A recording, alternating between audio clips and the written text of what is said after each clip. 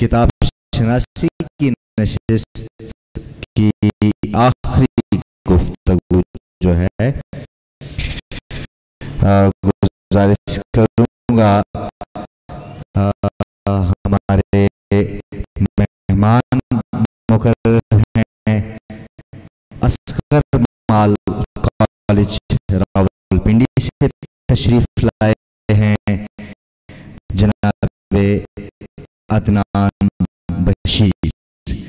خدا میری نظم کیوں پڑھے گا؟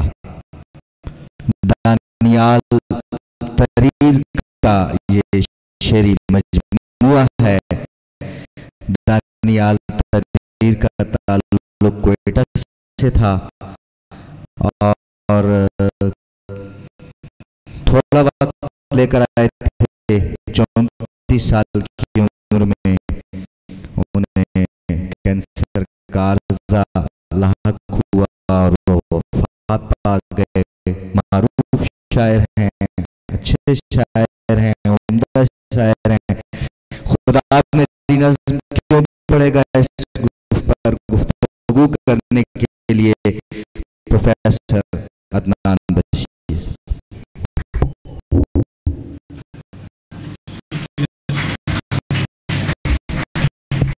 شکریہ. بسم اللہ الرحمن الرحیم. صاحب صدر سے اجازت کے ساتھ زمانہ بازار بن گیا ہے، سو نظم لکھ کر وجود کے کرب کا ازالہ، زمین کی مجبور خلقتوں کا کوئی حوالہ، چہار سو روشنی دکھاتا کوئی تخیل بھرا اجالا. یہ نظم سارے سفر کی رودات بن گئی ہے، زمین یادوں کے دل کی فریاد بن گئی ہے. یہ نظم جس کے تمام حصے وجود کے سلسلوں کے قصے، مگر میری داستان کے قصوں کا بھید دل زادگاہ کی چشم رسا پہ یہ سطر آخری دیکھ کر کھلے گا. خدا میری نظم کیوں پڑھے گا؟ خدا میری نظم کیوں پڑھے گا؟ دانیال تریر جو 24 فروری 1980 میں مسعود دانیال کے نام سے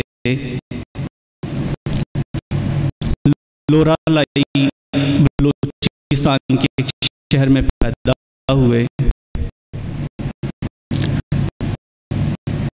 25 برس کی عمر میں 2005 میں ان کی پہلی کتاب آدھی آتما شائع ہوئی اور پھر 10 برس کے قلیل عرصے میں 6 مزید کتابیں، جن میں سے 3 شاعری کی اور 3 تنقیدی کتابیں ان کے سامنے آئیں. اور پچھلے سال 31 جولائی 2015 کو ہمارا یہ دوست ہمیں داغ مفارقت دے کے چلا گیا. عرفان صدیقی نے کہا تھا زیر افلاک ستاروں کا سفر جاری ہے، اب کہ نکلیں گے ہمیشہ میں زوال اور کہیں، اور ہم یہاں اپنے اسی گمشدہ خدا ستارے کو ڈھونڈنے آئے ہیں. آدھی آتما دانیال تریر کی شاعری کا اولین مجموعہ تھا جو آدھا بارش میں بھیگا ہوا حماد نیازی نے میرے سپرد کیا. بارش میں بھیگنے کا اشتباہ بھی حماد نیازی کا پیدا کرتا تھا. اجنبیت اور غرابت کا احساس تھا جو مانی پانی اور خواب کا مقابلے بدل دیا. خدا میری نظم پڑھے گا نے سارا منظر نامہ تبدیل کر دیا.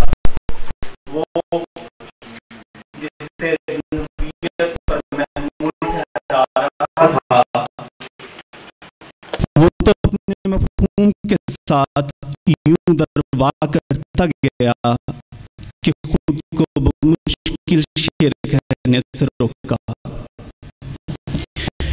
شعر کہنے والے جانتے ہیں کہ عام شاعر وہ ہوتا ہے جس سے سن کر یا پڑھ کر خود بھی شعر کہنے کو دل چاہنے لگے.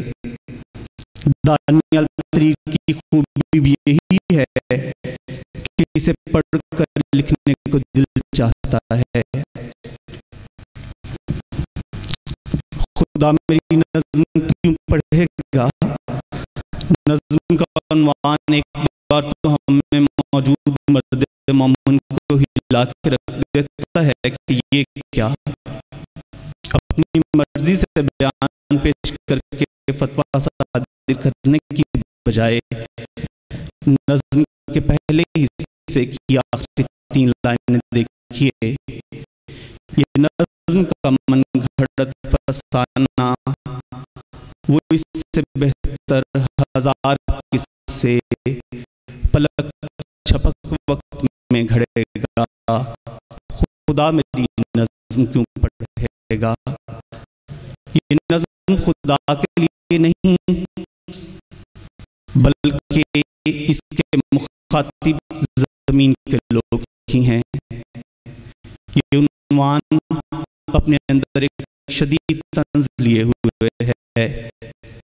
بلوچستان کے ہی ایک شاعر کی طویل نظم میں 2 لائنوں نے اس احساس کو مزید ابھارا کہ ہم بغیر پڑھے یا صرف عنوان دیکھ کر ہی اپنے اپنے فتووں کی پٹاریاں کھول لیتے ہیں.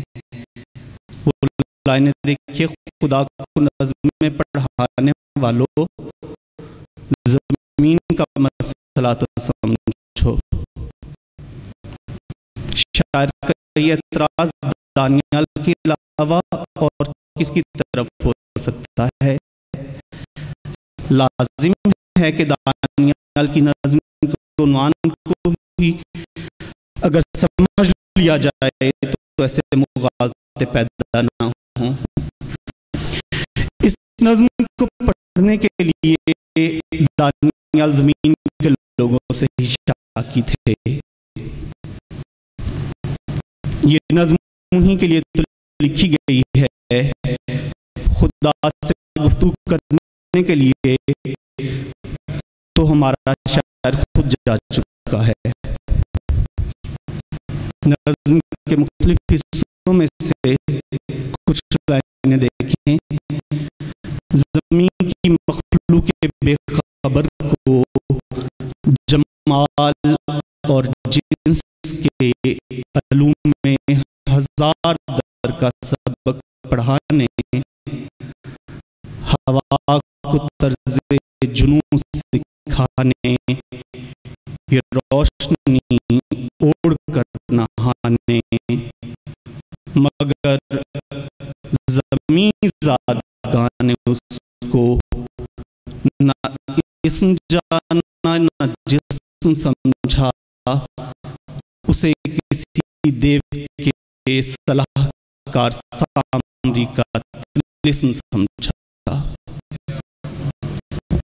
بانسری کون بجا رہا ہے وہ تمام بھیدوں کی طرح یہ بھید بھی جانتا ہے، اس لیے وہ میرے ساتھ اسے تلاش نہیں کرے گا۔ خدا میری نظم کیوں پڑھے گا؟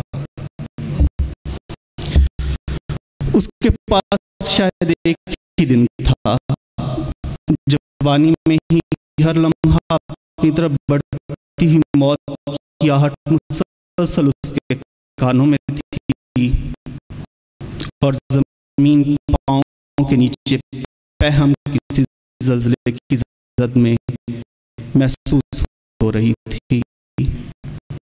ایسے میں زندگی کا ایک دن، ایک صبح سے اگلی صبح تک، یا ایک رات سے اگلی رات تک، اردو شعراء کی اکثریت نے ایک دن کی زندگی کو رات سے شروع ہو کر رات میں ہی بدلتے ہوئے دیکھا اور دکھایا ہے۔ داغ داغ ہو، جالا ہو یا شب گزیدہ سحر، اور رات کے گزرنے پر رات ہی جنم لے گی کا اعلان، اور ایسے ہی آسیت اور قنوتیت پسندی کے رجحانات ہمیں اپنی شاعری میں ڈھونڈنے کے لیے بہت تگ و دو کی ضرورت نہیں ہے کہ یہ رویہ ہی ہمارے درد و غم کو جمع کر کے دیوان بنانے کی خواہشات کا ترجمان ہے۔ دانیال کی یہ طویل نظم اسی ایک دن کے 24 گھنٹوں کی طرح 24 حصوں پر مشتمل ہے، لیکن ہمارے مذکورہ رجحان کے برعکس موت کے درندے کو اپنی طرف بڑھتے ہوئے دیکھ کر بھی دانیال نے امید پسندی کا دامن ہاتھ سے نہیں چھوڑا۔ میں مر جاؤں گا اور دنیا لفظوں سے نہیں بھر سکوں گا،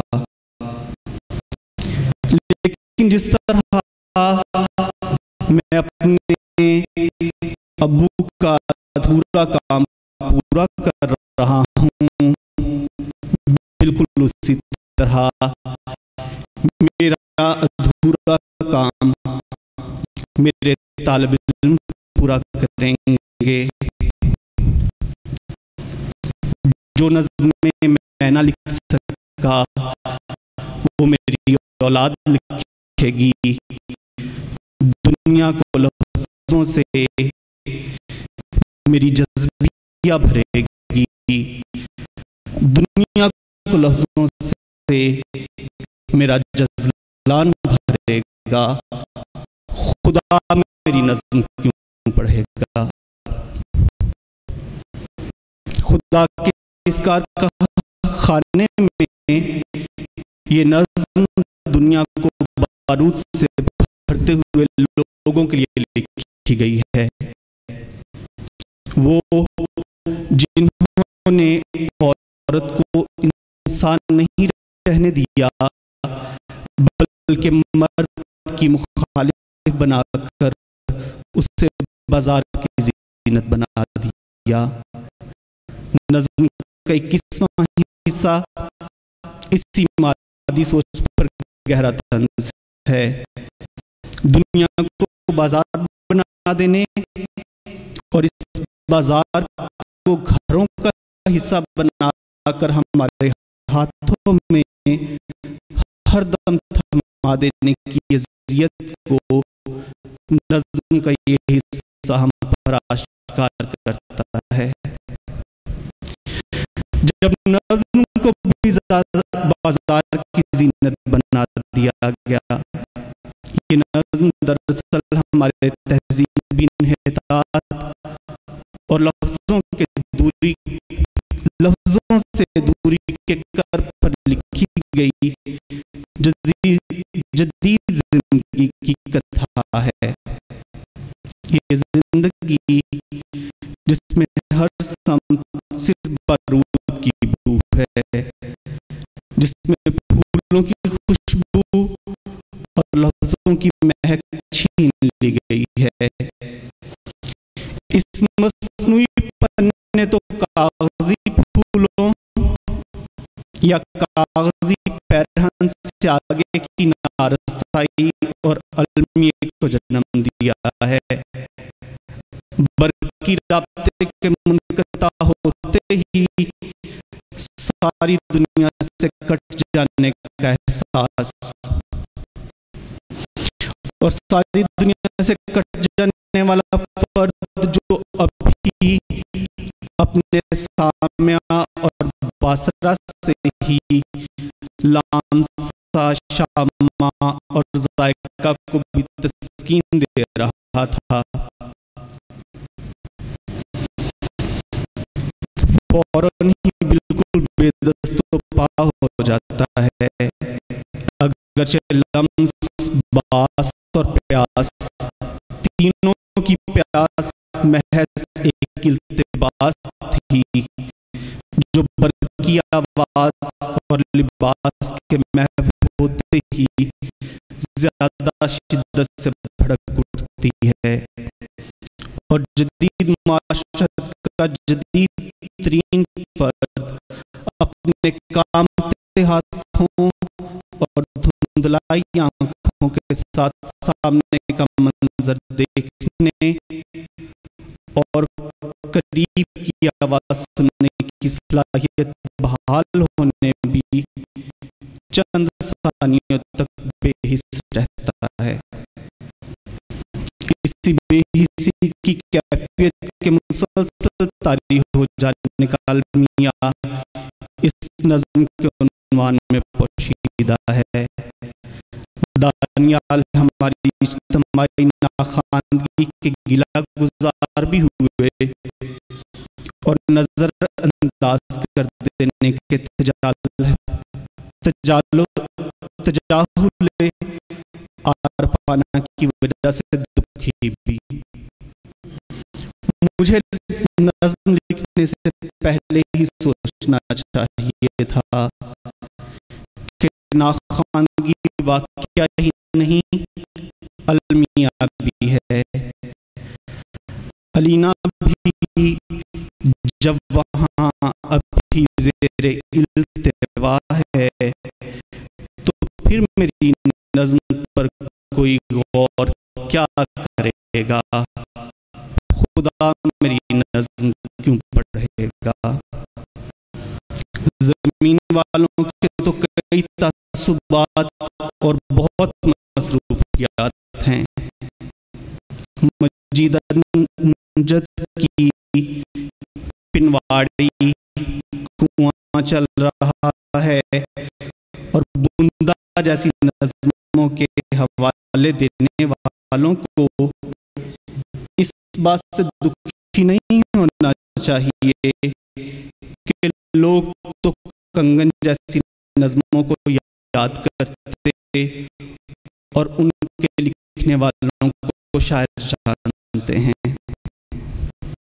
ایسے میں دانیال کی یا ان سے پہلے والوں میں سے علی محمد فرشی کی الینا اور انوار فطرت کی آب قدیم کے ساحلوں کو پڑھنے کے لیے ہماری مصروف زندگی میں کیا کوئی پل ہیں. یہ دانیال تحریر کا رقم کیا گیا استغاثہ ہے. وہ نظم کی ابتدائی میں ہی اپنی میراث کو میر و غالب، نظیر و اقبال اور ان کے بعد میرا جی، نون میم راشد، مجید امجد، فیض احمد فیض، منیر نیازی اور آفتاب اقبال شمیم سے موسوم کرتے ہیں. نظم کے آخر میں اپنے ان پیشروؤں کی شاعری کو خراج تحسین پیش کرتے ہوئے وہ ان جیسی کو یہ ایک نظم لکھنے کے لیے اپنی کم مائگی کا اظہار بھی کرتے ہیں۔ یہ ظرف کی بات ہے جس میں شاعر اپنے ماضی کی شاندار تخلیقات سے اپنی نظم کے سلسلے کو بھی جوڑ رہا ہے اور اپنے سینئرز کے کام کو بھی اسی منظرنامے کا حصہ بنا رہا ہے۔ بیچ میں سے چھوڑتا ہوں، میری طرف سے یہ چند لفظ صرف خود کو یاد دہانی ہے کہ ابھی بے انتہا پڑھنا اور بہت سا لکھنا رہتا ہے، اور پھر دانیال نے بالکل سچ ہی تو کہا ہے کہ دنیا وہ گھاؤ ہے جس سے کسی ایک شاعر کے لفظ نہیں بھر سکتے۔ بہت شکریہ۔